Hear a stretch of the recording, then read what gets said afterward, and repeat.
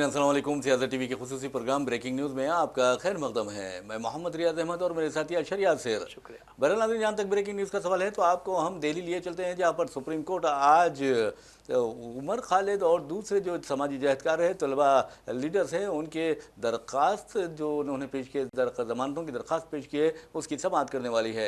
आप अच्छी तरह जानते हैं कि मुल्क को तकसीम करने की बातें करने वाले, मुसलमानों का सरकलम करने की बातें करने वाले, मुसलमानों को कत्ल करने, उनके कत्लेआम में हिंदुस्तान से उनका नाम मिटाने वालों के खिलाफ तो कोई मुकदमात दर्ज नहीं किए जाते, और उन गद्दारों को जिन्होंने अंग्रेज़ों का साथ दिया था उनके खिलाफ तो कोई कार्रवाई नहीं होती। लेकिन अफसोस की बात यह है कि अगर कोई लफ्ज़ मुसलमान आवाज़ उठाए नाइंसाफ़ी के ख़िलाफ़, यानी सिटीज़नशिप एक्ट यानी CAA के ख़िलाफ़ जब मुसलमानों ने आवाज़ उठाई, जिसमें उमर खालिद सर फहरिस्त थे, शर्जील इमाम सर फहरिस्त थे और कई उनके साथी सर फहरिस्त थे, उनके खिलाफ एक UAPA के तहत मुकदमा दर्ज किया जाता है और फिर उनको जेल की सलाखों के पीछे ढकेल दिया जाता है। और आपको बता दूं कि 5 साल से ज़्यादा अरसा हो चुका है और ये तमाम की तमाम जेलों में बंद है। कितनी शर्म की बात है। क्या मुल्क में हमारा अदलिया सो रहा है? ये एक अहम सवाल है, क्योंकि दिल्ली हाई कोर्ट ने बार बार उनकी जो जमानतों की दरख्वास्त होती है, उन जमानतों की दरख्वास्तों को मुस्तरद किया है। अब इन लोगों ने सुप्रीम कोर्ट का दरवाज़ा खटखटाया है और सुप्रीम कोर्ट आज उस मुकदमे की समाअत करेगी, यानी उनके जो दरख्वास्तें हैं ज़मानत की, उनकी समाअत करेगी। आपको ये बता दें कि 2020 को दिल्ली फसादात के ज़िमन में ये मुकदमा दर्ज किया गया था, UAPA के तहत दर्ज किया गया था। उनकी गिरफ्तारी अमल में आई थी और जिसमें शर्जील इमाम के साथ साथ गुलफशां फ़ातिमा हैं और साथ मोहम्मद सलीम खान है, शिफाउर रहमान है और उसके साथ मीरा हैदर है, अतर खान, अब्दुल खालिद सैफ़ी है और दूसरे यानी शादाब अहमद के साथ साथ तस्लीम अहमद भी गिरफ्तार कर लिए गए थे और आज तक वो जेलों में बंद है और उन्हें ज़मानत नहीं दी जा रही है। जबकि आप देखेंगे कि दिल्ली फसादात के दौरान BJP का एक लीडर, मैं उसका नाम भी लेना नहीं चाहता क्योंकि हमारे प्रोग्राम की वो तौहीन होगी, तो बहरहाल उस यानी जिस तरह उसने भोंका था, एक DCP बाजू ठहरा हुआ था, एक IPS अहदेदार बाजू ठहरा हुआ था और वो भी बेचारा बड़ी बेबसी के साथ, बड़ी कमज़ोरी के साथ, बड़ी ऐसा लग रहा था कि गुलामाना जहनीत के साथ वो लफ्ज़ सुन रहा था। उसने कहा कि अगर ये एहतजाज ख़त्म नहीं होगा तो हम दिल्ली को ये कर देंगे, हम दिल्ली को वो कर देंगे, यानी धमकियाँ दे रहा था। लेकिन उसके ख़िलाफ़ कोई यानी मुकदमा दर्ज नहीं होता, बहुत मुश्किल से उसके खिलाफ FIR दर्ज होता है लेकिन उसे गिरफ्तार भी नहीं किया जाता।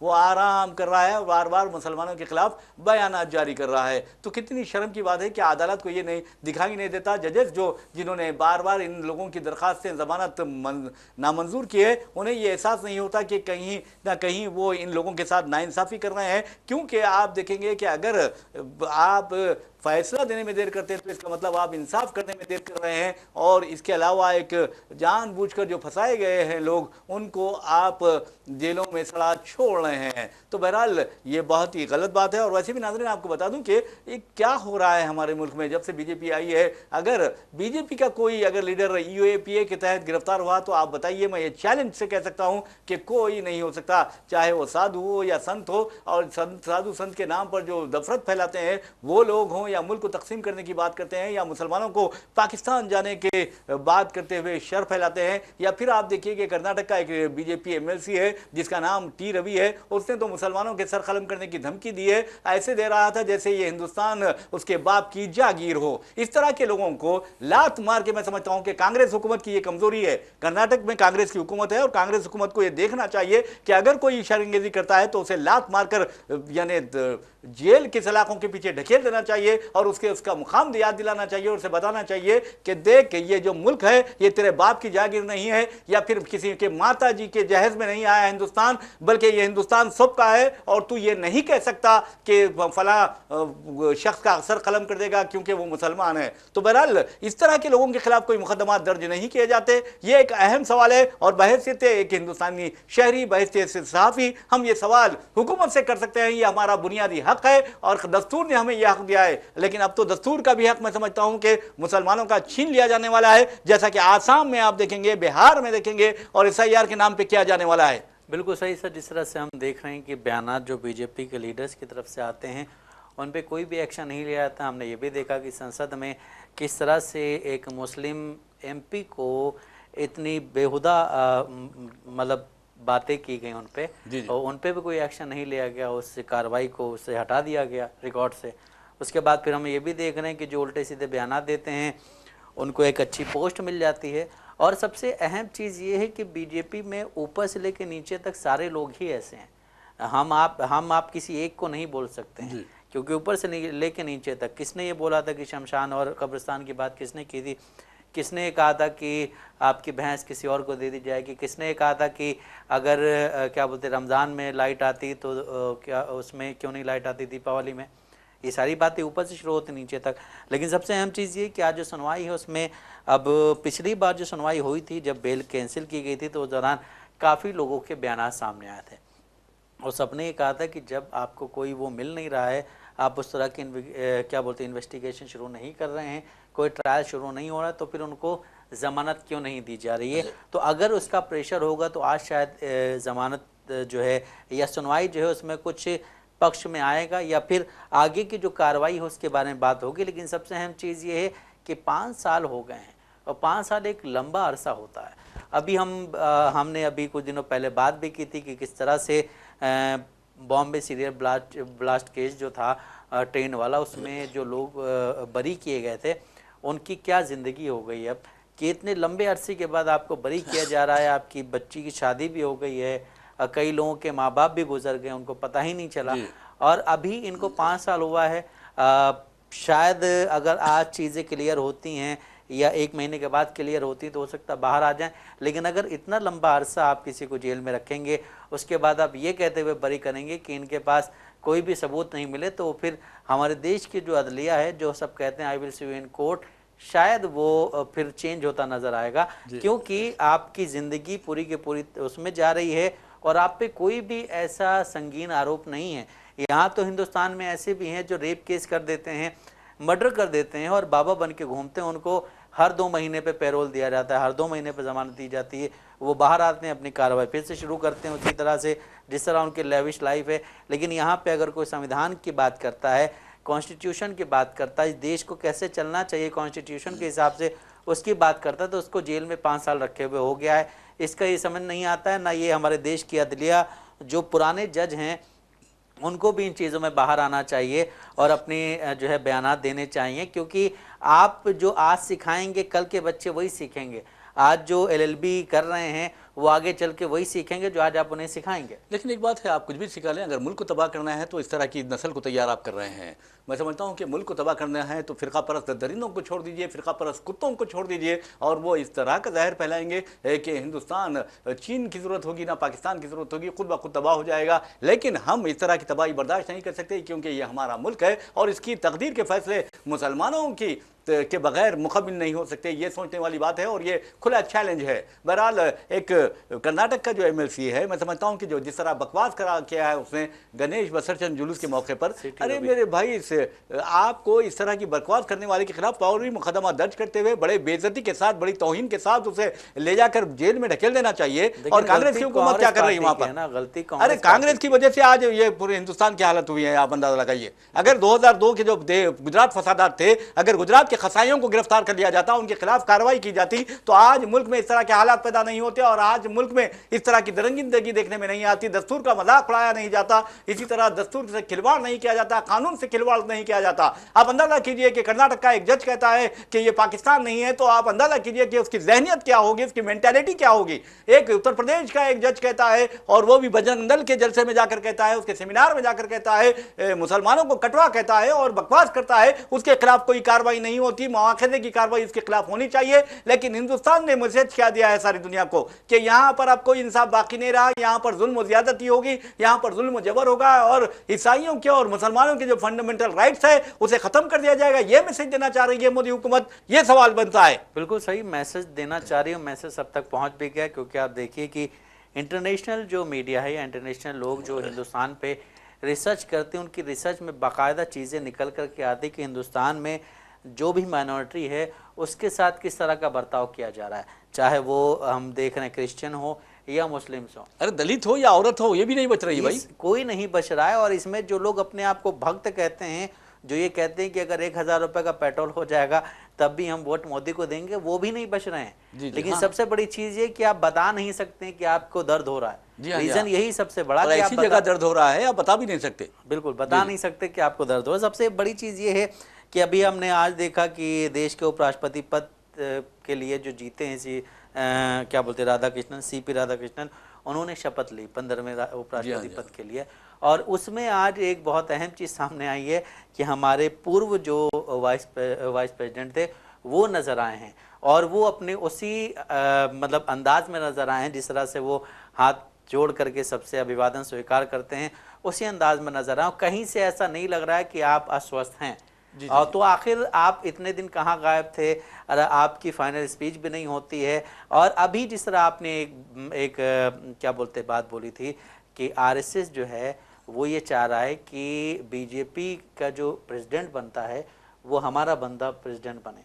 लेकिन अभी आप ये भी देखिए कि आरएसएस के ही सबसे बड़े पोस्ट पे हिंदुस्तान की जो पोस्ट है सबसे बड़ी, उस पर आरएसएस के बंदे बैठ गए। अब देखिए समझौता जो होता है, मैं समझ रहा हूँ आरएसएस और बीजेपी की जो लीडरशिप है उसके दरमियान समझौते हो रहे हैं। मिसाल के तौर पर अब नायब सदर जमहूरिया का जो इंतखाब हुआ और फिर आपने देखा कि किस तरह सीपी राधाकृष्णन जो आरएसएस से तकरीबन 16 साल की उम्र से वाबस्ता थे, उन्हें इस ओहदे पर फायज कर दिया गया। वो बेचारा आपने जगदीप धनखड़ की बात की है, वो बेचारा हमेशा हाथ जोड़ता दिखाई दिया मुझे तो, और वज़ीर आज़म भी आते हैं तो हाथ जोड़ता है, कोई वज़ीर दाखिला आता है तो हाथ जोड़ता है। ये शर्म की बात है। ये आप वाइस प्रेसिडेंट है, आपका प्रोटोकॉल होता है और वज़ीर दाखिला के सामने आपका हाथ जोड़ के ठहरना नहीं होता।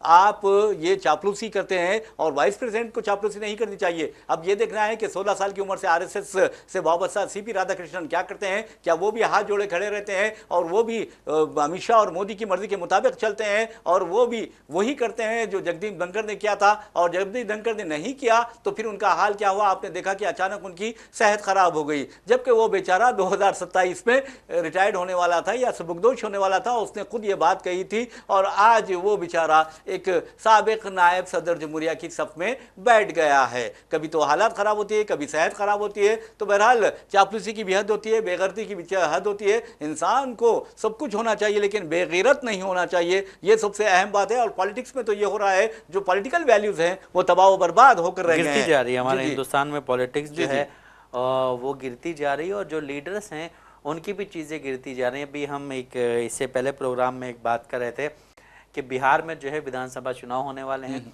विधानसभा चुनाव के लिए महागठबंधन जो है बिहार में, जो इंडिया गठबंधन नेशनल में है और बिहार में महागठबंधन है, जिसमें जेएमएम है और भी कई पार्टियां हैं, जिसकी जो सबसे मेन पार्टी अगर रीजनल पार्टी की बात करें तो आरजेडी है, लालू प्रसाद यादव की पार्टी है। वहाँ पे अभी हमने देखा था कुछ समय पहले जब एमआईएम के 5 एमएलएज वहाँ पे जीते थे तो एमआईएम में बहुत जोश था, और फिर जब 4 एमएलएज आरजेडी में शामिल हो जाते हैं तो वहाँ पे फिर असदुद्दीन ओवैसी खुद ही ये बयान देते हैं कि हम छोड़ेंगे नहीं, आगे चल के ऐसा भी होगा वो भी होगा। फिर जब नीतीश कुमार जो है एनडीए के साथ चले जाते हैं तो यही असदुद्दीन ओवैसी कहते हैं कि अब तेजस्वी यादव कैसा महसूस हो रहा है। लेकिन अब ऐसी क्या मजबूरी आ गई है, कल हमने देखा कि एमआईएम के जो वहाँ के प्रदेश अध्यक्ष हैं, प्रेसिडेंट हैं पार्टी के, अख्तरुल ईमान, वो पूरे ढोल नगाड़ों के साथ नारे लगाते हुए बिहार में आरजेडी के ऑफिस या कह लें जो उनका आवास है, सरकारी आवास लालू प्रसाद यादव का, वहाँ पहुँचते हैं। तो ऐसी क्या मजबूरियां आ गई हैं, जिस तरह आपने बोला कि हिंदुस्तान में राजनीति के जो लोग हैं उनकी छवि गिरती जा रही है, तो कहीं ना कहीं ये रीज़न अभी भी हमें दिख रहा है बिहार में कि बिहार में इलेक्शंस होने वाले हैं और एमआईएम किस तरह से उस गठबंधन में शामिल होने की कोशिश कर रही है। हर तरह से कोशिशें की जा रही हैं, लेकिन आपको गठबंधन वाले लेना ही नहीं चाहते, तो आप क्यों जा रहे हैं? आपने 3-4 लेटर्स दिए, 2 लेटर्स दिए, दोनों लेटर्स का कोई जवाब नहीं मिला है। उसके बाद कांग्रेस पार्टी खुद ये कहती कि उन्होंने लेटर हमें नहीं दिया था, लेटर जो था वो लालू प्रसाद यादव के पास आया था। अब फिर आप ढोल नगाड़ों के साथ वहाँ जाए, तो आपकी ऐसी क्या मजबूरी कि आप वहाँ जाने की कोशिश कर रहे हैं? और उसके बाद आप ये भी धमकी दे रहे हैं कि अगर चुनाव के बाद रिजल्ट जो है महागठबंधन के पक्ष में नहीं आते हैं, उसके बाद अगर हमें कुछ कहा गया तो ये सही नहीं होगा, तो आपको कहा जाएगा या नहीं कहा जाएगा। लेकिन अभी आपकी ऐसी क्या मजबूरी है? आप जब पिछली बार 5 एमएलए लेकर के आए थे 4 एमएलएज आपकी पार्टी के दूसरी पार्टी में चले गए थे, अब आप क्यों उसी पार्टी में जाने की कोशिश कर रहे हैं जिसमें आपके 4 एमएलएज पहले चले गए धोखा दे करके? देखिए, बिहार में जहाँ तक एमआईएम का सवाल है, अख्तरुल ईमान हो या फिर मजलिसी कारकुन हो, वहाँ पर आपने देखा है कि राहुल गांधी की जो यात्रा निकाली गई थी, वोट अधिकार यात्रा, उसमें भी ये देखा गया कि मजलिस इत्तेहादुल मुस्लिमीन के जो कारकुन थे बैनर वो लेके खड़े बड़े पैमाने पर हिस्सा ले रहे थे। इसके अलावा जहाँ तक राहुल गांधी का सवाल है, राहुल गांधी सख्त नफरत करने लगे हैं असदुद्दीन अवैसी से और एमआईएम से, और वो उनका ये मौक़िफ़ है कि हम इन्हें इंडिया इत्तेहाद में शामिल नहीं करेंगे। तो हो सकता है कि आरजेडी कुछ नरम रवैया रखती हो, लेकिन मुझे तो ऐसा लगता है कि राहुल गांधी एमआईएम को शामिल नहीं करेंगे और ना ही उसके हक़ में हैं, क्योंकि हो सकता है कि बिल्कुल अगर ये एमआईएम उस महागठबंधन में शामिल होती है तो बीजेपी एक जानबूझकर या फिर ज़ाहिरी तौर पर ये नारा लगा सकती है कि देखो इनका कैसा इत्तेहाद हुआ है। तो बहरहाल नाज़रीन, आपको बता दूं कि बिहार की जो सियासत है एक ज़बरदस्त करवट लेने वाली है और राहुल गांधी ने बिहार की सियासत में हलचल मचा दी है। अब देखना है कि प्रशांत किशोर किन लोगों को टिकट देते हैं। प्रशांत किशोर की पार्टी अगर आलाजाद के हिंदुओं को टिकट देती है या उम्मीदवार बनाती है तो समझिए बीजेपी का नुकसान होगा, लेकिन अगर दलितों को टिकट देती है तो फिर वो वही करेंगे जो उत्तर प्रदेश में मायावती ने किया है, यानी बीजेपी की बिलवास्ता इनडायरेक्टली वो मदद करेंगे, ये ऐसा होता है। तो बहरहाल हम पहली खबर जो हमने आपको बताई थी कि समात आज शुरू होने वाली है, शर्जील इमाम हो या उमर खालिद, लेकिन आपको बता दूं कि ऐसे नौजवान हैं जिन्होंने तालीम के साथ साथ हिंदुस्तान की तहजीब व तमद्दुन, हिंदुस्तान के कल्चर को, हिंदुस्तान की सकाफत को बचाने की कोशिश है, गंगा जमनी तहजीब को बचाने की कोशिश की है। तो ऐसे में अब देखना है कि सुप्रीम कोर्ट इन लोगों की ज़मानतें मंजूर करती है या नहीं करती। लेकिन आपको ये बताना ज़रूरी है कि फरवरी 2020 में दिल्ली में फसादात बर्पा हुए थे और उसमें तकरीबन 53 लोग यानी 53 लोग अपनी ज़िंदगियों से महरूम हो गए थे, जिसमें मुसलमानों की अक्सरियत थी। 700 ज़ख्मी हुए थे और मुसलमानों की मईशत तबाह व बर्बाद करके रख दी गई थी। लेकिन उस सिलसिले में दिल्ली पुलिस को ये बताना चाहिए कि उसने कितने लोगों को गिरफ्तार किया, कितने लोगों के खिलाफ UAPA के तहत मुकदमात दर्ज किए जिन्होंने मुसलमानों की जायदादें लूटी, मुसलमानों को कत्ल किया, और इन कातिलों को उन्होंने क्या सजा दी है। दिल्ली पुलिस को ये भी देखना चाहिए था, हाईकोर्ट को भी ये देखना चाहिए था, हाईकोर्ट को ये पूछना चाहिए था कि ठीक है इन नौजवानों को तो तुमने गिरफ्तार किया है UAPA के तहत, लेकिन उन लोगों को, उन कातिलों को, उन हमलावरों को, उन लुटेरों को क्यों गिरफ्तार नहीं किया। अगर गिरफ्तार किया है तो उनके खिलाफ UAPA के तहत क्या मुकदमात दर्ज किए गए और फिल वक्त उन अनासिर में, फ़िरका परस्त दरिंदों में कितने लोग हैं जो UAPA के तहत गिरफ्तार किए गए हैं। तो बहरहाल नाज़रीन, ये तो रही खबर, लेकिन एक खबर हैदराबाद से है और हैदराबाद ही नहीं बल्कि सारे हिंदुस्तान से है। और आपको ये बताना ज़रूरी समझते हैं कि हम बात कर रहे हैं गोल्ड की, यानी सोने की। सोने के जेवरात अगर आप देखेंगे कि ख़वातीन की पहली पसंद होते हैं और बहुत ज़्यादा तरजीह दी जाती है, और दुनिया में अगर सोना कहीं सबसे ज़्यादा इस्तेमाल किया जाता है तो वो हिंदुस्तान है। और यही वजह है कि मंदिरों के पर जो सोने के जेवरात चढ़ाए जाते हैं, अगर वो निकाल लिए जाएँ यानी जमा कर लिए जाएँ, इकट्ठा कर लिए जाएँ, तो हिंदुस्तान दुनिया के टॉप 10 सोना रखने वाले यानी सोने के ज़खायर रखने वाले ममालिक में सर फहरिस्त हो जाएगा। तो बहरहाल अब 22 कैरेट सोने की कीमत खुद हैदराबाद में 1,02,000 तक पहुँच गई है, जबकि 24 कैरेट सोने की कीमत 1,12,620 से तजावुज़ कर गई है। तो ये बहुत बड़ी ख़तरनाक खबर है उन लोगों के लिए जो सोने में सरमायाकारी करना चाहते हैं। वैसे भी नाज़रीन, आपको बता दूं कि जब मईशत हो जाती है तो सोने की कीमत में इजाफा होता है। इसके कई वजूहात हैं। एक वजह तो आपको मैं बता दूं कि एक रूस और यूक्रेन की जो जंग चल रही है, गजा में जिस तरह इसराइल दरिंदगी का मुजाहरा कर रहा है, दहशतगर्दी कर रहा है, फ़लस्तीनियों का कत्लेआम कर रहा है, वो उसकी वजह से भी। और अब आपने देखा कि हालिया अरसे के दौरान ट्रंप ने हिंदुस्तान, ब्राज़ील और कई ममालिक पर, तकरीबन 90 ममालिक पर टैरिफ आयद किए हैं, उसकी भी वजह है। और इसके अलावा आपको ये बता दूं कि अब इसराइल ने हालिया अरसे के दौरान 3 दिन पहले जिस तरह कतर पर हमास के हेडक्वार्टर पर हमला किया है, उससे भी सोने की कीमत में इजाफा हुआ है। और आप देखेंगे कि डॉलर की कीमत बढ़ रही है और रुपये की कीमत घट रही है।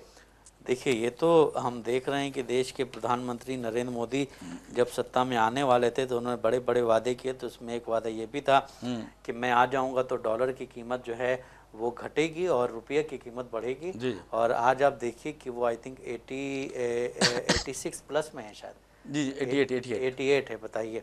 और जिस तरह के जो बयान दिए जाते हैं वो जब आप फील्ड में उतरते हैं तो उसका जो वो होता है बिल्कुल अलग होता है। लेकिन सबसे अहम चीज़ सर ये है कि जिस तरह से इजराइल ने मंगलवार को कतर की राजधानी दोहा में करीब 10 हमले किए थे, इन हमलों में 6 लोगों की मौत हुई थी, जिससे एक कतरी सुरक्षा बल भी शामिल है। इस इजरायली हमले को इसे इजराइल की ओर से पार की गई एक नई रेड लाइन माना जा रहा है, जिसमें पहली बार उसने किसी जीसीसी यानी गल्फ कॉपरेशन काउंसिल देश पर हमले की खुली बात को स्वीकार किया। अब ये सबसे अहम सवाल है कि जिस तरह से ईरान ने इजराइल पे हमला किया था, उसका जवाब दिया था, क्या कतर भी उसी तरह से जवाब दे सकता है? नहीं दे सकता है, बिल्कुल मुझे तो उम्मीद नहीं है, क्योंकि अब आज कतरी जो वज़ीर आज़म है उनकी मुलाकात हो रही है अमेरिकी सदर डोनाल्ड ट्रंप से हो रही है, और अमेरिकी जो वज़ीर ख़ारजा है उनसे होने वाली है। अब वो क्या कहेंगे, हम मुझे तो इत्तला नहीं थी, फिर इत्तला थी, फिर मुझे आप लोग बर्दाश्त कर लीजिए, ऐसा होना वाला है, ऐसा होगा। और नेतन्याहू ने आज कह दिया है कि अलहदा मुमलिकत फ़लस्तीन में नहीं बनेगी, और हम 9 नए जो आबादियाँ यहूदी बस्तियाँ हैं वो तामीर करने जा रहे हैं। तकरीबन 3400 मकानात वहाँ पर तामीर किए जाएंगे। तो ये जो दरिंदगी का मुजाहरा नेतन्याहू कर रहा है, उस सिलसिले में पूरा तमाम अरबों को मुत्तहिद हो जाना चाहिए, तमाम मुसलमानों को मुत्तहिद हो जाना चाहिए, मुस्लिम ममालिक को मुत्तहिद हो जाना चाहिए, और उन्हें बनाना चाहिए कि उन्हें ये बताना चाहिए कि हम 57 ममालिक है, एक ब्लॉक बना सकते हैं, इस्लामिक ब्लॉक बना सकते हैं, और उसका अपनी एक फ़ौज, मुत्तहिदा फ़ौज रख सकते हैं, अपने साइंस और टेक्नोलॉजी की तहकीकात कर सकते हैं, रिसर्च कर सकते हैं, हथियार बना सकते हैं, एक बहुत बड़ा कर सकते हैं। लेकिन मैं समझता हूँ कि इनमें इतनी ताकत नहीं है कि इस तरह का ब्लॉक बनाए, क्योंकि ब्लॉक बनाए तो आप जुल्फ़िकार अली भुट्टो की तरह मार दिए जाएंगे, अगर हम अमेरिका की मुखालिफत करेंगे तो शाह फैसल की तरह शहीद कर दिए जाएंगे, अगर इसी तरह मुसलमानों में इत्तेहाद पैदा करने की बात करेंगे और तरक्की की बात करेंगे तो फिर लिबिया के मोअम्मर क़ज़ाफ़ी का आपका हाल होगा, या फिर आप देखेंगे कि सद्दाम हुसैन की तरह आपको सूली पर लटका दिया जाएगा। ये होगा। बिल्कुल सही, लेकिन जिस तरह के जो हमले किए गए थे उससे कहीं ना कहीं कतर को अलर्ट रहना चाहिए और कतर को इसका जवाब देना चाहिए। ये वहाँ के लोगों की भी मांग है, और वहाँ के लोगों का भी कहना है कि जिस तरह से हम पे अटैक हुआ है, अटैक होने के पीछे का रीज़न एक ये भी बताया जा रहा है कि वहाँ पे एक मीटिंग शुरू होने वाली थी, उस मीटिंग के शुरू होने से पहले वो अटैक हो गया। आखिर आपने अपने डिफेंस सिस्टम को क्यों बंद किया था, ये भी एक अहम सवाल बनता है ना कि आप अमेरिका का डिफेंस सिस्टम है ना भाई, वहाँ भी अमेरिका का डिफेंस सिस्टम है। अमेरिका को आपने अमेरिकी राष्ट्रपति को बोइंग दिया था उड़ने के लिए कि आप राष्ट्रपति बने, आप इससे उड़िएगा, लेकिन फिर भी आपका अमेरिका साथ नहीं दे रहा है। अमेरिका ने अभी तक बस ट्रम्प ने ये बोला कि मैं इससे खुश नहीं हूँ, उसके अलावा और कोई बयान सामने नहीं आया। लेकिन सबसे अहम चीज़ ये है कि बहुत सारी चीज़ें इस दौरान चल रही हैं, और हिंदुस्तान की पॉलिटिक्स हो या फिर इंटरनेशनल पॉलिटिक्स हो। अभी हमने देखा कि नेपाल में जो हालात हुए हैं, और नेपाल के जो हालात थे वो हालात बेरोज़गारी थी, वहाँ पे करप्शन था, और वहाँ की जो दरबारी मीडिया थी उसकी जो गलतियाँ थी वो वहाँ के लोगों ने भोगी काफ़ी टाइम, लेकिन जब वो भोगने से मतलब पानी सर से ऊपर हो गया तो फिर उन्होंने उसके लिए काम करना शुरू किया। तो क्या अभी भी हिंदुस्तान की जो दरबारी मीडिया है या हिंदुस्तान की जो गवर्नमेंट है उसको कुछ भी समझ नहीं आ रहा? रीज़न ये है कि हिंदुस्तान में भी जो है बेरोजगारी चरम पे है, लेकिन महंगाई चरम पे है।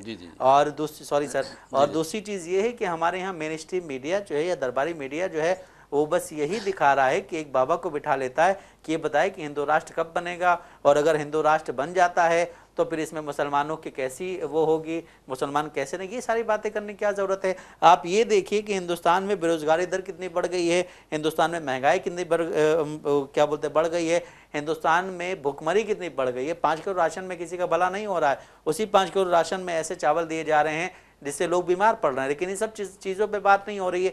बिजली का बिल कितना ज़्यादा आ रहा है लोगों का, और फ्यूल कितना ज़्यादा बढ़ रहा है, उस पर बात नहीं हो रही। लेकिन हम इस पर ज़रूर बात करेंगे कि भारत अगर जो है हिंदू राष्ट्र बन जाता है तो उसमें मुसलमानों को किस तरह रहना चाहिए। और वो जो अगला बंदा आता है वो ये कहता है कि हिंदुस्तान में जब हिंदू राष्ट्र हिंदुस्तान बन जाएगा तो उसमें मुसलमानों को अपनी औकात में रहना चाहिए।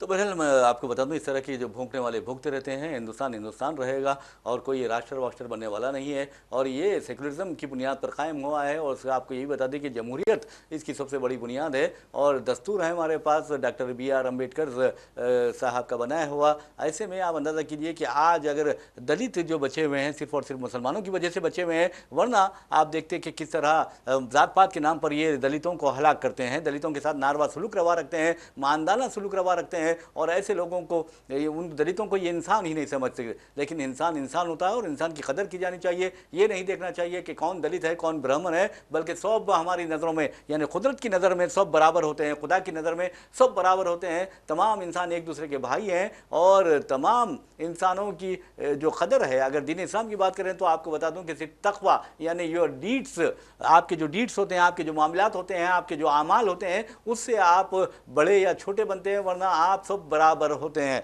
तो सॉरी तो बहरहाल नाज़रीन, जैसा कि खतरी वज़ीर आज़म के बारे में इन्होंने बताया है, हमने भी बताया आपको कि वो अमेरिका का दौरा कर रहे हैं और आज उनकी मुलाकात होने वाली है। लेकिन जहाँ तक अरब ममालिक का सवाल है, अमेरिका से जिन्होंने हथियार हासिल किया है, कंट्रोल जो है वो अमेरिका के हाथ में नहीं बल्कि अपने हाथ में रखना चाहिए। अब सवाल ये पैदा होता है कि क़तर के पास अगर डिफेंस सिस्टम है, क़तर के पास अमेरिकी हथियार है, तो उसने इसराइल का हमला कैसे नाकाम नहीं बनाया? तो इसका मतलब ये हुआ है कि कहीं कंट्रोल या रिमोट कंट्रोल अमेरिका के हाथ में तो नहीं है, या अमेरिकन जो ओहदेदार फौजी उन लोगों के हाथों में तो नहीं है। वो ये देखने वाली बात है। तो बहरहाल ईरान अगर हमला करता है क़तर में तो वो इतला देता है और अमेरिका इतला नहीं देता, और ट्रंप कहते हैं कि हमें इतला नहीं दी गई। अगर वो आपका गुलाम आपके या आपके सामने हाथ बांधे ठहरे रहने वाला और आपको आका समझने वाला आपको इतला नहीं देता, तो आपकी क्या इज्जत रही है, सोचने वाली बात है। तो बहरहाल नाज़रीन, इसी के साथ हम अपना प्रोग्राम ब्रेकिंग न्यूज़ इख्तिताम को पहुंचाते हैं। अपने मेज़बान मोहम्मद रियाज अहमद और मेरे साथी अशर यासिर को इजाज़त दीजिए। इंशाअल्लाह फिर मुलाकात होगी, फिर बात होगी। तब तक के लिए अल्लाह हाफ़िज़।